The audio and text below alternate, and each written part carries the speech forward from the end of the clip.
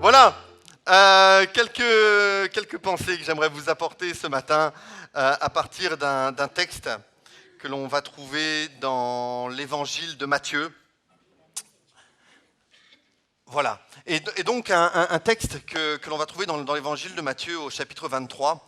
Et je ne sais pas si vous connaissez cette expression qui dit « mais faites ce que je dis parce que je fais ». Vous la connaissez tous, et finalement, quand on lit le texte et quand on va lire ce chapitre, et bien finalement, Jésus va utiliser pratiquement cette expression. Il va l'utiliser en parlant des scribes et des pharisiens. Les scribes, à l'époque, c'était ceux qui étaient chargés de l'enseignement de la loi, l'enseignement religieux dans la synagogue, et les pharisiens, c'était un groupe religieux qui finalement mettait l'accent sur le suivi de la loi, mais scrupuleusement. Ils voulaient suivre la loi dans le moindre détail, à la virgule près. Et le problème, c'est que, pas tellement de faire cela, c'est qu'ils mettaient surtout l'accent sur une piété extérieure, sur un comportement, plus qu'une relation réelle avec Dieu. Et Jésus va souvent les prendre en contre-exemple, pas les pharisiens en eux-mêmes, mais les pharisiens hypocrites, ceux qui font exprès ou ceux qui finalement ne suivent pas ce que dit leur cœur, mais qui suivent uniquement la loi.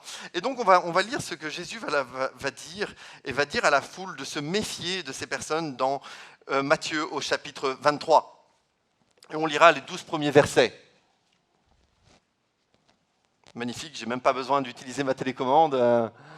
Merci Alfredo. Alors Jésus s'adressa à la foule et à ses disciples en disant : les spécialistes de la loi et les pharisiens se sont fait les interprètes de Moïse.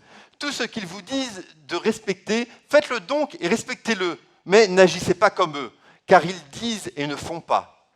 Ils lient des fardeaux pesants et les mettent sur les épaules des hommes, mais ils ne veulent pas les remuer du doigt. Toutes leurs actions, ils les font pour se faire remarquer des hommes. Ainsi, ils portent de grands phylactères et allongent les franges de leurs vêtements. Ils aiment occuper la meilleure place dans les festins et les sièges d'honneur dans les synagogues. Ils aiment être salués sur les places publiques et être appelés par les hommes « maître, maître ». Mais vous, ne vous faites pas appeler maître, car un seul est votre maître, c'est le Christ, et vous êtes tous frères. N'appelez personne sur la terre votre Père, car un seul est votre Père, c'est celui qui est au ciel. Ne vous faites pas appeler chef, car un seul est votre chef, c'est le Christ. Le plus grand parmi vous sera votre serviteur. Celui qui s'élèvera sera abaissé, et celui qui s'abaissera sera élevé. Et j'aimerais voir avec vous ce matin trois choses par rapport à ces textes, en tout cas à ces quelques versets. La première des choses, c'est j'aimerais simplement relever pourquoi Jésus, finalement, va à l'encontre de ce qu'enseignaient les pharisiens et les scribes, en tout cas les docteurs de la loi. En quoi le comportement des pharisiens allait finalement au contraire de ce que Jésus demandait et de ce que Jésus préconisait. La deuxième des choses que nous allons voir, c'est que finalement, Jésus va apporter quelque chose de nouveau. Jésus va apporter une logique nouvelle par rapport à ce que enseignaient les scribes et les pharisiens.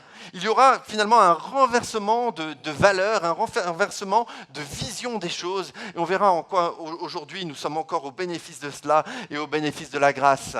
Et enfin, nous terminerons en disant, mais effectivement, ici Jésus parle des scribes et des pharisiens, mais nous verrons aussi que parfois si nous ne faisons pas attention nous-mêmes, nous pouvons avoir des relents, nous pouvons avoir certaines attitudes, certains comportements, certaines paroles qui peuvent tendre à ce que faisaient les scribes et les pharisiens. Commençons parce que... Ça ne marche pas ? Bah, ça ne marche pas. Voilà, merci. Je ne sais pas si c'est la télécommande ou quoi que ce soit, mais donc la première des choses que Jésus va dire à l'encontre des scribes et pharisiens, il va dire, mais ce sont des personnes qui sont hypocrites. Tout le monde sait ici ce que c'est qu'un hypocrite. Un hypocrite, c'est quelqu'un qui a un double visage. Quelqu'un qui va peut-être vous dire quelque chose en face, mais pensez autrement. Ou ici, dans le cas des pharisiens, quelqu'un qui va préconiser quelque chose, quelqu'un qui va demander quelque chose, quelqu'un qui va faire croire qu'il est quelque chose, mais qui, à l'intérieur de lui-même, est quelqu'un de différent. Au début de ce texte que nous avons lu, il est dit « Les spécialistes de la loi et les pharisiens se sont fait les interprètes de Moïse. Tout ce qu'ils vous disent de respecter, faites-le donc et respectez-le. Mais n'agissez pas comme eux, car ils disent et ne le font pas. » Et c'est exactement le titre de ma prédication de ce matin. Ce que Jésus dit, c'est « Vous voyez ce que disent les pharisiens. Leur enseignement est bon, leur théorie est bonne, mais leur pratique, ce qu'ils ont au fond de leur cœur, c'est mauvais. Parce qu'ils ne comprennent pas. Ils ne comprenaient pas que ce que la loi disait, le pourquoi de la loi de Moïse avait été donné, c'était que pour nous puissions avoir une relation avec Dieu, quelque chose d'intime avec Dieu. Alors qu'eux, ils préconisaient seulement un comportement extérieur. Ils préconisaient simplement qu'on devait faire de bonnes choses. On devait faire de bonnes choses. Même si votre cœur était noir, si vous faisiez de bonnes choses, si vous obéissiez à la loi, alors vous aviez le respect des pharisiens. Et c'est cette forme d'hypocrisie que Jésus va dénoncer. Il va dire non, c'est pas ça. C'est pas ça que Dieu demande. Dieu ne demande pas simplement votre comportement. Dieu demande que votre comportement soit le fruit de qu'est-ce qu'il y a dans votre cœur, de qu'est-ce qu'il y a dans la réalité de votre cœur. Que si vous faites simplement les choses pour être tranquille, alors il y a un problème parce que vous n'avez pas cette relation avec Dieu. Et c'est ce que Jésus va dire. Il va dire, mais l'enseignement qu'il donne est bon. L'enseignement est correct. Respectez-le. Mais n'agissez pas comme eux. Parce qu'ils étaient hypocrites. Ils avaient une double face. Et ce qu'ils disaient n'était pas la réalité de ce qu'il y avait dans leur cœur.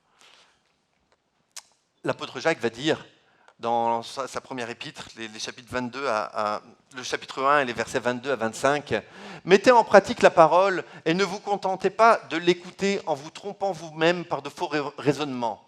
En effet, si quelqu'un écoute la parole et ne la met pas en pratique, il ressemble à un homme qui regarde son visage dans un miroir et qui, après s'être observé, s'en va et oublie aussitôt comment il était.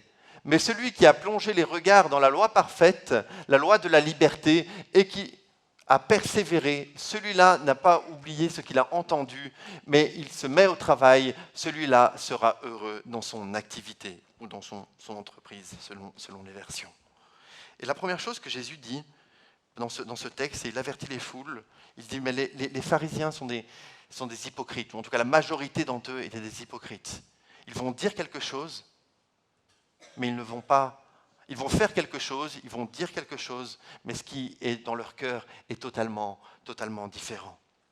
La deuxième des choses que Jésus va dire par rapport aux pharisiens et aux docteurs de la loi, c'est qu'il va leur dire, mais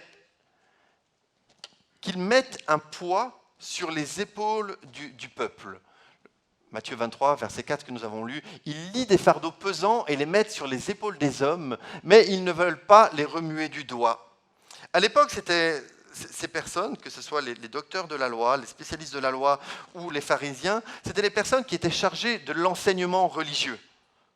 Donc le peuple vivait la religion et comprenait la religion à travers l'enseignement qui était donné, à travers l'enseignement qu'il recevait. Et l'enseignement qu'il recevait, c'était « vous devez être parfait ».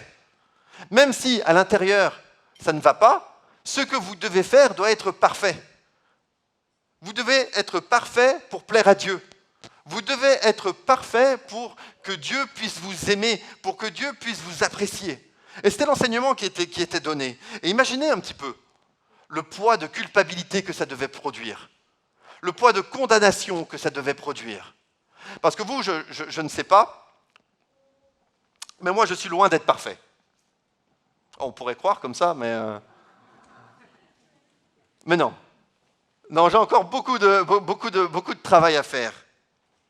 Alors imaginez, si l'image de Dieu, et nous connaissons la grâce, bien entendu, nous connaissons ce que Jésus a fait, Mais l'image de Dieu qu'ils avaient, c'était celle-là. L'image d'un Dieu qui attendait la perfection. L'image d'un Dieu qui attendait seulement qu'ils fassent de bonnes œuvres et qu'ils accomplissent la loi. Et Jésus va dire, mais ils leur mettent des poids pesants sur les épaules. C'est lourd. Et ça les éloignait de Dieu. Qui a envie d'être en relation avec un Dieu qui ressemble au Père Fouettard? Parce que c'est cela. Tout l'aspect amour, tout l'aspect affection, tout l'aspect où Dieu est un Père pour nous et il prend soin de nous, n'était pas repris et n'était pas enseigné. Et il chargeait donc les autres, il mettait des poids assez durs sur les épaules. Et peut-être que je ne sais pas, vous avez pu vivre ça dans l'Église, où vous vous sentez comme un poids sur les épaules. Et je ne crois pas que ce soit l'enseignement qui ressorte de notre assemblée, et on fait attention à cela, mais peut-être dans un autre contexte, peut-être dans un contexte familial, peut-être dans un contexte d'une autre église ou quoi que ce soit. Mais ce matin, j'aimerais vous rappeler que Dieu n'est pas le Père Fouettard. Ce n'est pas Saint-Nicolas non plus, hein. Mais Dieu n'est pas le Père Fouettard. Et que Dieu n'attend pas simplement que vous fassiez une erreur pour vous taper sur les doigts.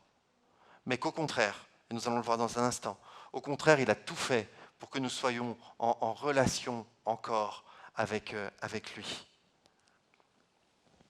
La troisième des choses que Jésus va dire, c'est contre ces pharisiens, c'est que ces gens essayaient d'être le centre du monde. Et même si ça peut être douloureux, je tiens à vous le répéter, vous n'êtes pas le centre du monde. Non. Jésus est le centre du monde, mais nous ne sommes pas le centre du monde. Et ces personnes faisaient tout pour attirer le regard, ces personnes faisaient tout pour attirer finalement l'appréciation des autres. Et il est dit, toutes leurs actions, ils les font pour se faire remarquer des hommes. Ainsi, ils portent de grands phylactères et allongent les franges de leurs vêtements. Ils aiment occuper la meilleure place dans les festins et les sièges d'honneur dans les synagogues. Ils aiment être salués sur les places publiques et être appelés par les hommes maître, maître. C'est ce que nous avons lu il y a un instant. Et donc, ils aimaient attirer l'attention. Il y avait même une compétition, finalement, à l'époque, pour savoir qui était le plus spirituel et qui était le plus religieux. Les phylactères dont il est question, c'était simplement des petites boîtes en bois recouvertes de cuir dans lesquelles il y avait des passages bibliques, exactement quatre passages bibliques issus de l'Ancien Testament, du livre de l'Exode et du livre de Deutéronome. Et donc c'était des petites boîtes en bois que les scribes et les pharisiens portaient avec eux pour se rappeler l'importance de la parole de Dieu et l'importance de ce que Dieu avait fait. Les franges sur les vêtements, c'était aussi un petit peu le système. Ça provient d'un passage dans Nombre au chapitre 15 où il est dit « Parle aux Israélites, dis-leur de se faire au fil des générations une frange au bord de leurs vêtements et de mettre un cordon bleu sur cette frange qui borde leurs vêtements. » C'était aussi pour se rappeler l'importance de la parole de Dieu. D'ailleurs, on pense que Jésus, dans l'histoire de Matthieu au chapitre 9, avec cette femme atteinte d'une perte de sang qui attrape le bord de son vêtement, il serait question de ces franges qui étaient portées. Mais le problème, c'est qu'à l'époque, au lieu d'avoir des boîtes avec la parole de Dieu dedans et pour se souvenir de la parole de Dieu, au lieu d'avoir des franges sur les vêtements, il y avait une sorte de compétition pour savoir qui allait avoir la plus grande boîte. Il y avait une sorte de compétition pour savoir quelle aurait la plus grande frange. Et il est dit, mais ils allongent les franges. Et c'était une manière de montrer, mais moi je suis religieux. Moi je suis important. Moi je suis, entre guillemets, spirituel. C'est comme si, aujourd'hui, on jugeait la spiritualité d'un homme à la taille de sa Bible. Moi j'ai la plus grande Bible, donc je suis le plus spirituel. On en a de moins en moins. Il y a des gens qui ont des iPads ou des choses comme ça, ou des téléphones. Mais c'était cela à l'époque. Et Jésus va leur dire, mais c'est pas cela. Ce n'est pas eux le centre du monde. Ils attirent l'attention à eux alors qu'ils devraient attirer l'attention vers Dieu.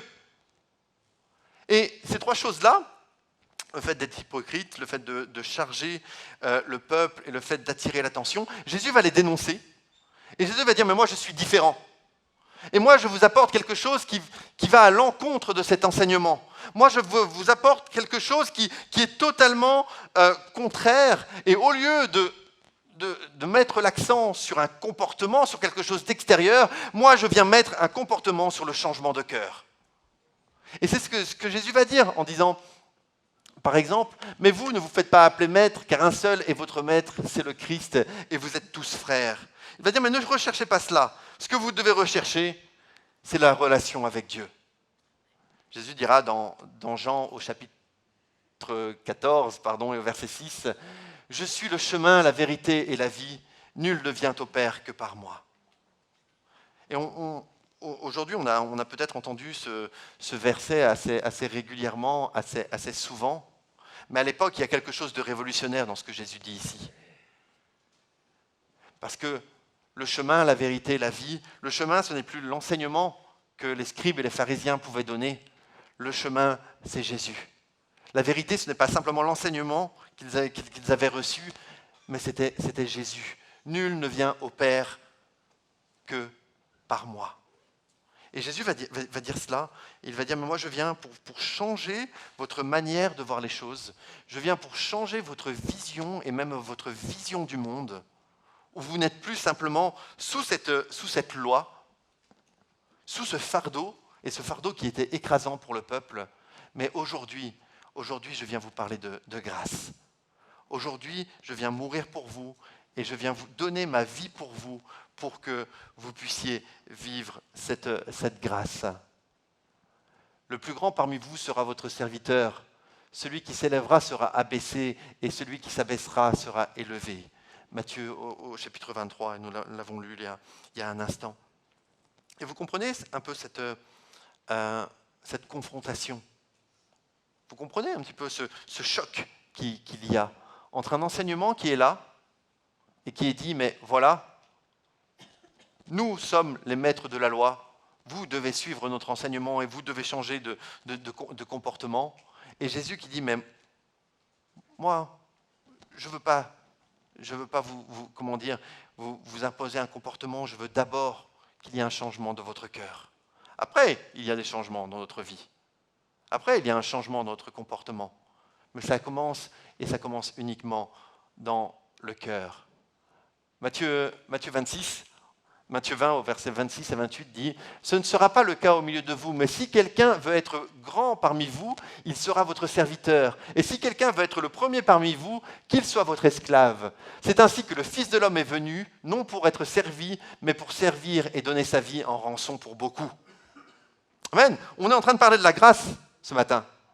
On est en train de parler que pendant des années, le peuple avait entendu parler de la loi. On avait mis ce fardeau de la loi sur leurs épaules. Et Jésus vient en disant, mais moi je vous parle de la grâce. Je vous parle que c'est par moi que vous pouvez connaître Dieu. C'est par moi que vous pouvez marcher avec Dieu. C'est par moi que vous pouvez voir votre vie transformée, votre vie changer.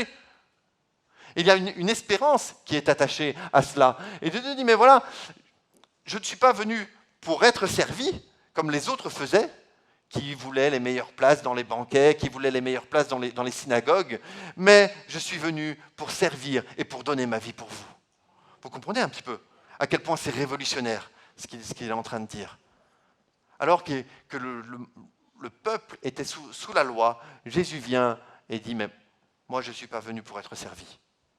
Moi je viens pour donner ma vie pour vous. Et ça change tout. Et ça change tout. Alors, souvent, je suis mal à l'aise quand j'entends parler certaines personnes, on tape beaucoup sur le dos des scribes et des pharisiens. Et c'est vrai que la plupart d'entre eux étaient hypocrites. Il y en avait quelques-uns qui ont suivi Jésus, qui ont rencontré Jésus, qui ont marché avec lui.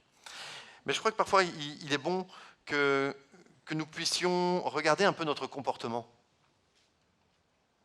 Parce que bien sûr, là, c'était à l'excès.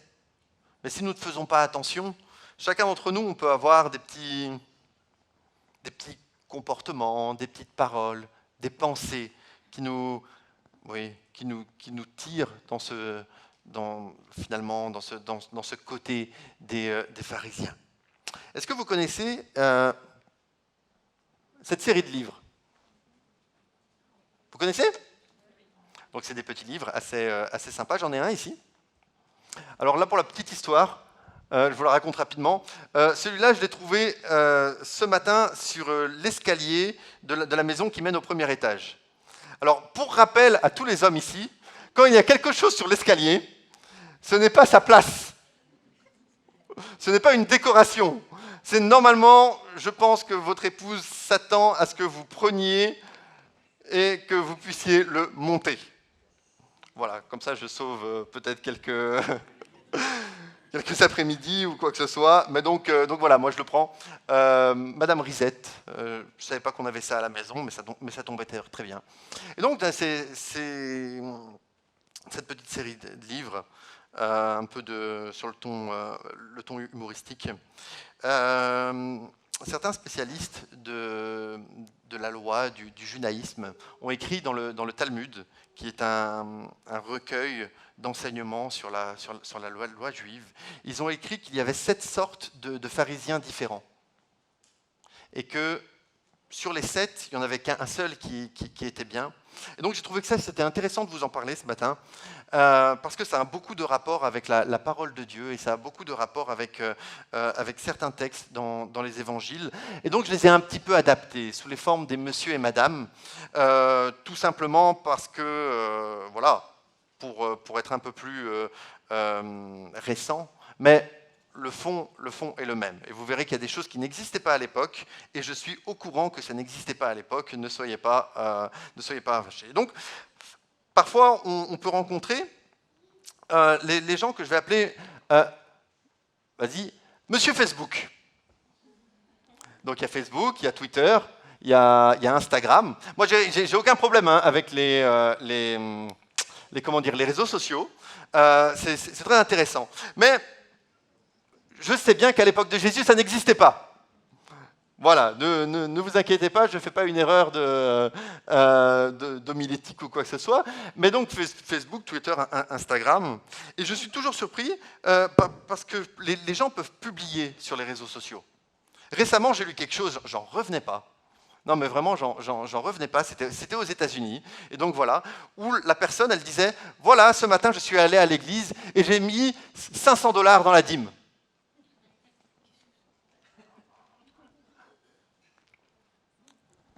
Faisons attention. Monsieur Facebook, où on publie les choses. Et je crois que parfois c'est bien. On peut publier, il y a des choses qui sont bien, où on glorifie Dieu. Mais je crois que parfois, si on ne fait pas attention, Facebook nous aide à tomber dans une forme d'égocentrisme, où nous regardons nous-mêmes, où nous ne regardons plus ce que Dieu fait, mais où nous nous regardons nous-mêmes. Et faisons attention à cela, que ce soit Facebook, Instagram, Twitter ou n'importe quel autre réseau social. Et à l'époque, les gens aimaient bien montrer ce qu'ils faisaient. Jésus va dire dans un autre contexte, dans Matthieu aussi, il va parler de ces gens qui s'arrêtent pour prier en pleine rue et pour montrer à quel point ils sont spirituels.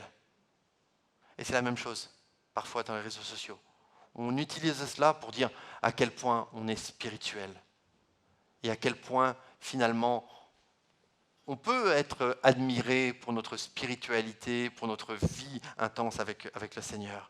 Faisons attention. Glorifions Dieu. Ne nous glorifions pas nous-mêmes. Ne nous glorifions pas nous-mêmes. C'était donc Monsieur Facebook. Ensuite, il y a... La télécommande ne sert plus à rien. Il y a le monsieur que je vais appeler Monsieur Attends un peu. C'est-à-dire ce monsieur-là, il est magnifique. C'est-à-dire qu'il a plein de choses, il sait plein de choses, il comprend plein de choses, il a plein de bonne volonté, mais il ne fait jamais rien. Et il va vous dire, mais attends un peu. Attends demain, je vais m'y mettre. Attends demain, je vais faire ce que je dis ou ce que j'ai promis. Et c'est quand même assez ennuyant, ce monsieur attend un peu, qui va vous dire finalement, mais je veux bien donner des bons conseils, mais je ne suis pas prêt à le faire. Et il y a une forme d'hypocrisie à dire cela. Et parfois, on peut, si on ne fait pas attention, dire, mais faites ça sans vouloir se salir les mains et sans vouloir se mettre, nous aussi, au travail. Monsieur attend un peu. Et c'est aussi une forme, je crois, de légalisme de faire cela. Ensuite, nous avons Monsieur Torticolis. Alors ça, vous vous demandez bien ce que ça veut dire. Tout le monde sait ce que c'est un torticolis. Quand vous avez mal au cou, un côté, que vous avez du mal à tourner. Monsieur Torticolis, c'est très simple. Il a eu un torticolis parce qu'à force de détourner le regard de ceux qui n'étaient pas assez sains pour lui, il ne peut plus revenir à sa position normale. C'est-à-dire que ces personnes, il voit les gens, mais comme les gens autour de lui ne sont pas assez spirituels pour lui, alors il va tourner le regard. Alors il va se mettre de côté. Et après, oui, au bout d'un certain temps, ça fait mal. Au bout d'un certain temps, on ne peut pas revenir à la position initiale.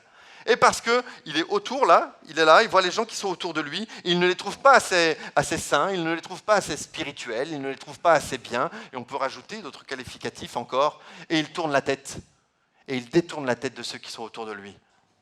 Vous savez, ici, comme je l'ai dit encore tout à l'heure, le point commun que nous avons, et nous en avons peut-être d'autres, c'est que ici, c'est un rassemblement de gens qui sont imparfaits. Nous sommes tous imparfaits. Alors, j'ai entendu dire quelque chose, ça m'a bien fait rire une fois. Il disait, mais se plaindre que l'Église est pleine de gens imparfaits, c'est comme si vous alliez dans une salle de gym et vous plaindre qu'il y avait des gens qui étaient hors de forme. Et c'est ça, la réalité. Et on détourne le regard parce que les autres ne sont pas assez bien pour eux. Donc, monsieur Torticolis, on essaie. Monsieur Tristounet. Alors là, monsieur Tristounet. Donc, encore, je le répète, ce n'est pas les noms qu'on trouve dans les versions originales du Talmud ou quoi que ce soit. Monsieur Tristounet, Jésus en parle aussi quand il parle de ceux qui jeûnent et qui ont une mine triste et un visage triste, et ils font ça, ils ont le visage triste pour montrer qu'ils sont en train de jeûner. Et pour moi, il y a certaines personnes qui ont cette humilité, ou cette fausse humilité, et ils sont tellement tristes, et ils traînent les pieds, et ça a l'air d'être tellement lourd leur vie avec le Seigneur. L'humilité, c'est assez intéressant parce que c'est la seule des vertus que quand on en parle, elle disparaît. Quand on en parle, elle disparaît. Et quand on parle de l'humilité, et encore plus pour soi-même, très souvent, ça disparaît. Donc, Monsieur Tristounet, qui est tellement humble et tellement profond avec le Seigneur, qu'il a toujours ce visage triste. Enfin, non, il m'en reste encore 2, 3. Monsieur Comptable. Monsieur Comptable, c'est celui qui va compter ce qu'il donne pour Dieu. Alors, il va tenir un petit carnet, bon, peut-être pas un vrai carnet, mais en tout cas quelque chose dans sa tête, où il va le dire, mais voilà, moi j'ai donné 2 heures pour Dieu ce matin, je suis allé au culte, plus j'ai fait 1 heure à préparer, on va dire, l'école du dimanche, la louange, une prédication, quoi que ce soit. Ensuite, je suis allé à la réunion de prière. J'ai prié pendant 1 demi-heure chaque jour, donc 1 demi-heure fois 6, parce que pas le dimanche, 1 demi-heure fois 6, ça fait 3 heures, etc. Et on compte. Et on compte. Et le problème, c'est pas tellement ça. Le problème, c'est qu'après, on dit, mais Dieu, tu m'es redevable de quelque chose. Parce que j'ai fait. Moi, j'ai donné ça, alors Dieu, je m'attends à ce que tu me donnes ça.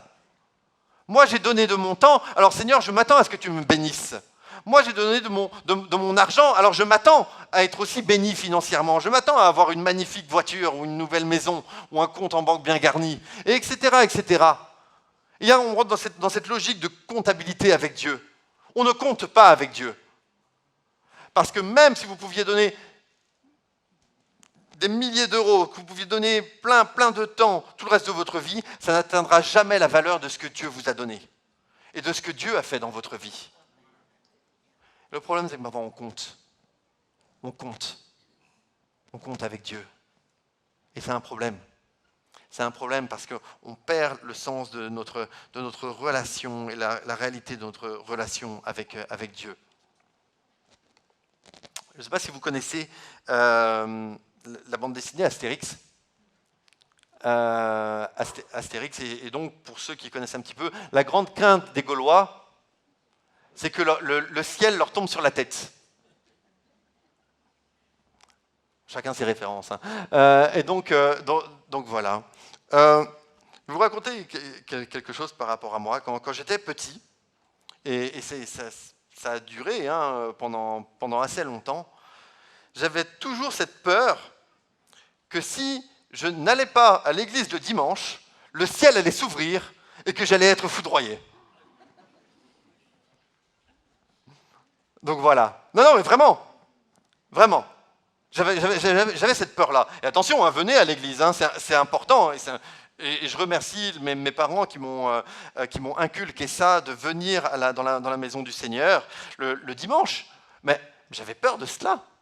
Mais vraiment, et même parfois en vacances ou quand j'étais malade, je me disais, mais je ne peux pas parce que je vais louper un dimanche et il y a quelque chose qui va se passer.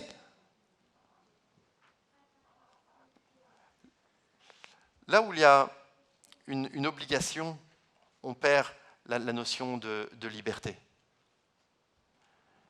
Et ce matin, c'est bien que vous soyez là, tous, vraiment. Mais si c'est pour accomplir un devoir religieux, si c'est parce qu'on vous a obligé de venir, et là je parle pour les adultes, pour les enfants, c'est encore quelque chose de différent. Alors je crois qu'on manque le vrai sens de la relation avec Dieu. On manque le vrai sens de ce que nous voulons vivre avec le Seigneur. Moi, j'ai loupé des dimanches et j'ai jamais été foudroyé. Encore maintenant, il m'arrive de ne pas être là pour des raisons X ou Y. Je crois que c'est important de comprendre cela. Et enfin, et c'est ce finalement à quoi nous sommes appelés. Il y a ce que nous devrions être. Donc le monsieur qui est aimé, qui est sauvé, qui est justifié, qui est sanctifié, qui marche avec Dieu. Ce que nous voulons être, et c'était j'allais dire la dernière sorte de pharisiens repris dans le Talmud. C'est ce que nous voulons être. La semaine passée, nous avons aussi entendu parler des mérites et de la grâce. Je crois profondément que nous sommes des pécheurs sauvés par grâce. Et que ce que Jésus est venu apporter, c'est la possibilité de cette relation avec Dieu. Alors, bien sûr, notre éducation, notre histoire, peut-être nous a fait avoir des réticences par rapport à l'Église, par rapport à la religion. Éphésiens 2 nous dit au verset 8, mais c'est par la grâce que vous êtes sauvés par le moyen de la foi, et cela ne vient pas de vous, c'est le don de Dieu. Mais ce matin, j'aimerais vous encourager et nous encourager ce matin, tous ensemble, parce que c'est aussi pour moi que je vous parle, que je vous prêche ce matin. C'est quoi la base de notre relation avec Dieu ? Honnêtement. Est-ce que nous sommes là parce que nous aimons une religion ? Est-ce que nous sommes là parce que nous aimons accomplir un rite ou des rituels ou une tradition ? Est-ce que nous sommes là parce que finalement nous ne savons pas pourquoi nous sommes là ? Parce que c'est une habitude ? Ou alors nous sommes là parce que Jésus a changé notre vie. Ce matin, si tu ne connais pas Jésus, Jésus peut changer ta vie. Jésus peut changer ta vie. Il transformer ma vie de A à Z, et il continue de le faire jour après jour, mais Jésus peut changer ta vie. Et Jésus a changé notre vie, et c'est pour ça que nous sommes là ce matin. Et c'est pour ça que jour après jour, nous voulons le suivre. Et c'est pour ça que nous voulons lui obéir. Pas parce que nous avons un enseignement extérieur qui nous dit si tu ne le fais pas, Dieu ne va pas t'aimer, mais parce que nous avons goûté à l'amour de Dieu, parce que nous avons goûté à la présence de Dieu, parce que nous avons goûté à la bonté de Dieu, parce que nous avons goûté à la puissance de Dieu, et on pourrait rajouter encore d'autres caractéristiques de qui il est. Mais parce que nous avons vécu cela, alors nous marchons avec lui. Notre comportement change, nos paroles changent, nos pensées changent. C'est la réalité de ce que Jésus peut faire dans nos vies. Nous n'allons pas comme ces pharisiens hypocrites. Ce qu'il y a d'extraordinaire avec Jésus, c'est que Jésus peut dire, mais faites comme je vous dis et faites comme j'ai fait. Faites comme vous dis, faites comme je vous dis et faites comme j'ai fait. Quel sauveur merveilleux nous possédons. On va prier ensemble ce matin. Seigneur, encore une fois, ce matin, nous sommes reconnaissants de ce que tu as fait dans nos vies. Nous sommes reconnaissants de ta grâce. Nous sommes reconnaissants de ton amour. Nous sommes reconnaissants, Seigneur, de cette transformation que tu as opérée en nous. Seigneur, merci parce que nous étions loin de toi. Nous étions des pécheurs. Nous étions des hommes et des femmes qui n'avaient aucune espérance. Mais aujourd'hui, Seigneur, aujourd'hui, tu as fait de nous des personnes nouvelles. Seigneur, tu nous aides à prendre garde à être comme ces pharisiens hypocrites. Mais Seigneur, tu nous accompagnes sur ce chemin. Alors bien sûr, nous ne sommes pas parfaits, Seigneur. Bien sûr, il y a encore beaucoup de choses à changer en nous. Bien sûr, Seigneur, nous ne voulons pas dire que nous sommes déjà arrivés. Mais Seigneur, ce matin, nous voulons te dire que nous t'aimons et que nous voulons marcher à ta suite. Et que c'est là que ça commence, Seigneur. Nous voulons marcher à ta suite. Merci parce que tu nous as libérés de cette forme d'enseignement, de cette forme de légalisme, et que tu nous as fait rentrer dans ta grâce, Seigneur. Et nous voulons marcher, Seigneur, dans ta grâce. Nous te le demandons dans le nom de Jésus. Amen.